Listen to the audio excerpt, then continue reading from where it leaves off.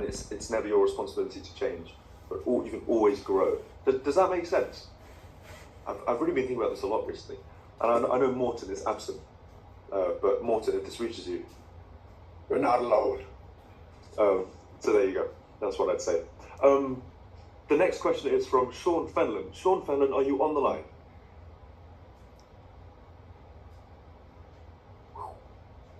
Sean Fenlon? Any point for anybody? Sean Fenlon, it would appear, is not with us.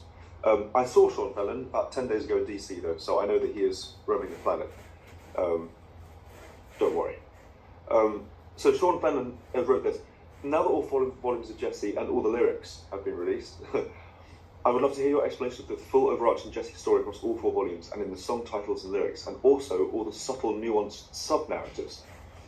Well, I could spend the rest of our time together talking about this, but in a sense, whilst I'm not about to swerve this question, in a sense I don't want to be too overt with this, because I think it's important that whoever listens to Jessie is able to find their own meanings, and I don't want to sort of say, well, this is the one and only meaning.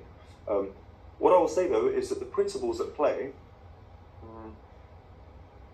which in a sense you've probably figured out, in a sense, but I think that the principles at play with Jessie are one of going on a journey, you could say away from home, and also towards home, so that's one thing. I think another is yeah, a sense of like, you know, exploration throughout all these different pathways and genres and sounds and continents and collaborations. The idea of meeting people along the way. This is the overarching shape of Jessie and how it works. Musically, I think there are lots of themes that are prevalent, you would say, present, from the 5-note Jessie motif to rhythmic things to chord stuff, melodic things, tempo things, sonic things, all sorts of things. And some of these things, I think a lot of these things I found myself drawn back to again and again, and then noticed that I was being drawn back to them, and like allowed myself to be, rather than having a big master plan, like I must now write a thesis of all my things and put them in the, you know, like it's not overly contrived, I suppose I would say, but it is deeply considered, and yeah, I would say that the motif of the Jessie motif, this motif here, that was sort of consciously involved in a lot of the different songs. I found that motif at the beginning of the process. I really liked the challenge of, can this work in this genre, this genre, this genre, this space, you know. Turns out that works with basically everything, I've come to realise. But yeah, I think it's tough to describe the full overarching story of Jessie briefly, which is all we have time for, but yeah, I would say I set out without a big plan, but with a clear North Star. And not to get philosophical again, because I know I get philosophical from time to time, but a North Star is more important than a plan in your life and in your creative endeavours. In the same way that a compass is more important than a map. It's like you're led in a direction that feels right.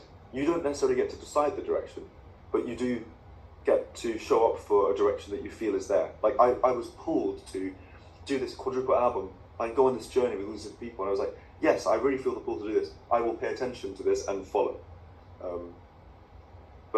Yeah, someone said, there's a quote that I really like, I can't remember who said it, it's like, don't try to understand it, follow it. And I really like that. I really like that quote. I think it's lovely. And in a sense, I think Jess was a bit like this. Like, whilst there were conscious things I was trying to do or trying to explore, I was also just following the overarching journey. And so yeah, I'm sure, Sean Fenlon, when you watch this answer, I'm sure you'll be a little frustrated with me for not going into all the musical and lyrical depths. But I honestly think that, first of all, you may know better than me. And second of all, I think your perspective here, and I say this en masse, like all of your perspectives here, are as important as mine, because I'm also just figuring it out. I'm also just like, you know, like learning as I go. It's like, oh, it appears I'm writing about this, or it appears I've, you know, done this or that, the other.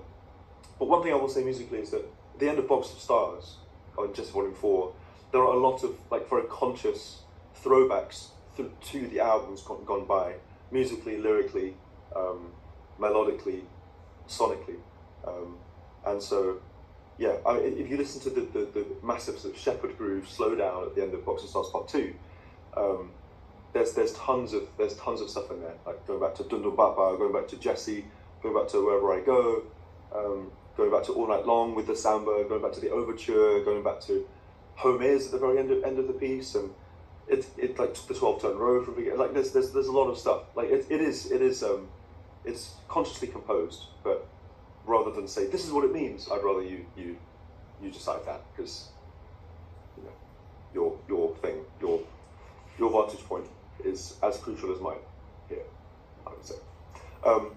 So that is Sean.